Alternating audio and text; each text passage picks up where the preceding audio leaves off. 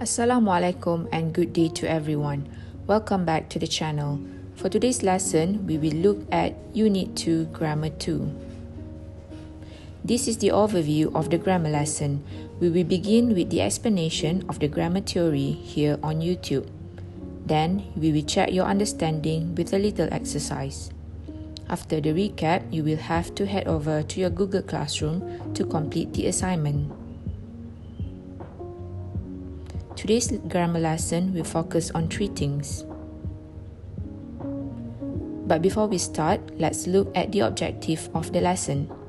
At the end of this lesson, pupils should be able to differentiate the use of used to, would, be or get used to by matching 3 sentences to their meaning, completing 6 sentences with the correct form of used to, choosing 5 sentences that use the correct form of be or get used to, and completing 6 sentences using the correct form.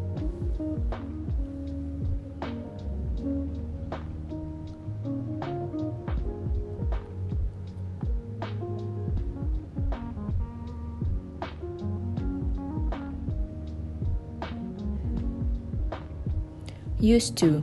We use used to plus bare infinitive for actions that we did regularly in the past but that we don't do now, and also for states that existed in the past but that don't exist now. So there are 2 instances that you may use used to. Look at the examples given. The archaeologist used to travel to fascinating places when he was young. Molly used to enjoy reading mystery novels but now she doesn't.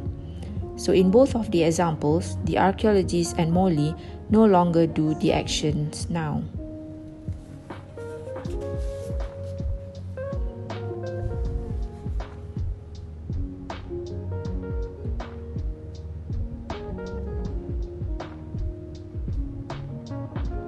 Next, would.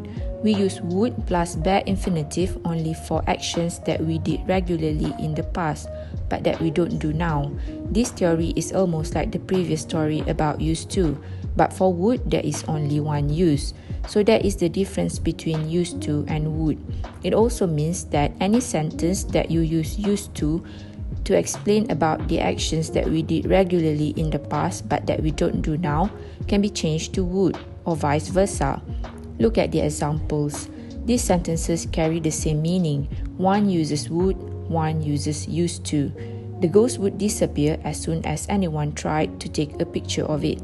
You can also say, the ghost used to disappear as soon as anyone tried to take a picture of it.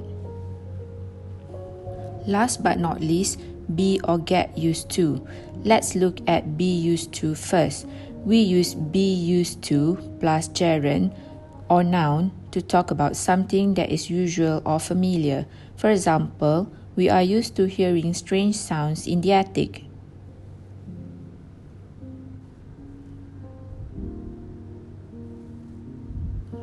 Next, get used to.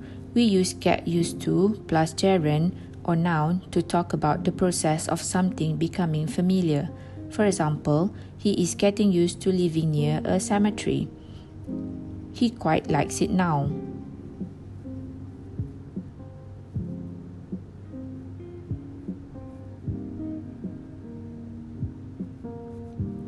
Be and get change depending on the tense that is needed in the context. Look at these examples. The be verb and get are circled here to show that the tenses used can change.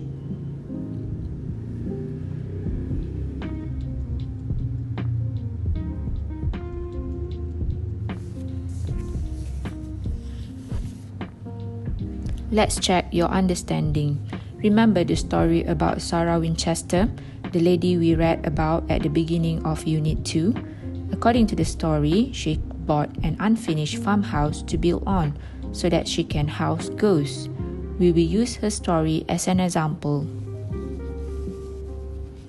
1. Sarah Winchester is getting used to living with ghosts. 2. Sarah Winchester is used to living with ghosts. 3. Sarah Winchester used to live with ghosts. What do these sentences mean?